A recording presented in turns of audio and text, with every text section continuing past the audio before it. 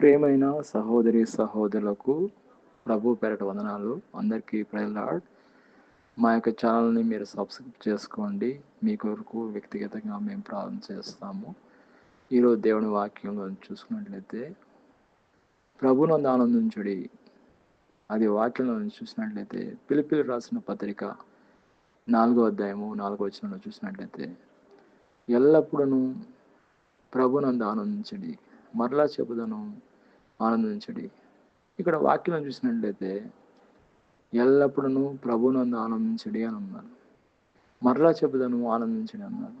ఎంత మంచి వాక్యం అండి ఇది. ఎల్లప్పుడూ అన్నాడు, ఎల్లప్పుడు లాంగ్ లైఫ్, ఎల్లప్పుడూ మనం ఆనందంగా ఉండాలి.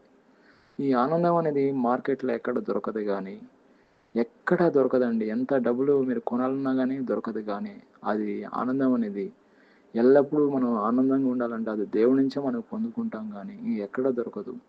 అదేవిధంగా ఈ క్షణికమైన ఆనందాలు, లోకం ఇచ్చే ఆనందాలు ఉన్నాయి, కానీ అవి ఎక్కువ కాలం ఉండవు, క్షణికమైనది. కానీ దేవుడిచ్చే ఆనందం మాత్రం శాశ్వత కాలం ఉంటుంది.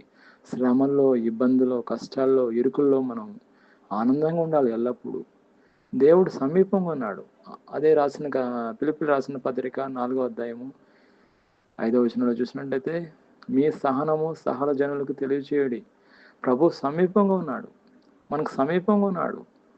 మన కంటికి కనబడు, కానీ మనతోనే ఉన్నాడు. మనం చేయాల్సిన ఒకటి ప్రార్థన చేస్తే దేవుడు గొప్ప కార్యం చేస్తాడు. అదే తెస్సలోనికీయులకు రాసిన పత్రికలో 5వ అధ్యాయము 16 నుంచి 18 వచనం చూసినట్లయితే దేని గురించి చింతపడుకుడి, కానీ ప్రతి విషయంలో ప్రార్థన విజ్ఞాపనం చేత కృతజ్ఞతాపూర్వకంగా మీ విన్నపములను దేవునికి తెలియచేయడి అని ఉంది. ఇక్కడ ఆనందానికి రివర్స్ ఏంటంటే చింతపడకూడదు అని ఉంది. అంటే ఎల్లప్పుడూ మనం ఏంటంటే ఆనందంగా ఉండాలి, చింతపడకూడదు. మనం ఏం చేయాలంటే దేవుడు సమీపం ఉన్నాడు కాబట్టి దేవుడికి మనం విజ్ఞాపన ప్రార్థన ద్వారా మన యొక్క చింతలన్నీ కూడా తీసివేసి ఆయన పాదాలు పట్టుకుంటే దేవుడు తప్పకుండా మనం సహాయం చేస్తాడు. అదేవిధంగా మనం చేయాల్సిన ఒకటి, మనం ప్రార్థన చేయాలి. ఎల్లప్పుడూ మన కష్టాలు, శ్రమలు, ఇబ్బందులు, ఇరుకుల్లో మనం ఎల్లప్పుడూ కూడా ఆనందంగా ఉండాలి. అదే వాక్యం చూసినట్టయితే సామెతల గ్రంథము 17వ అధ్యాయము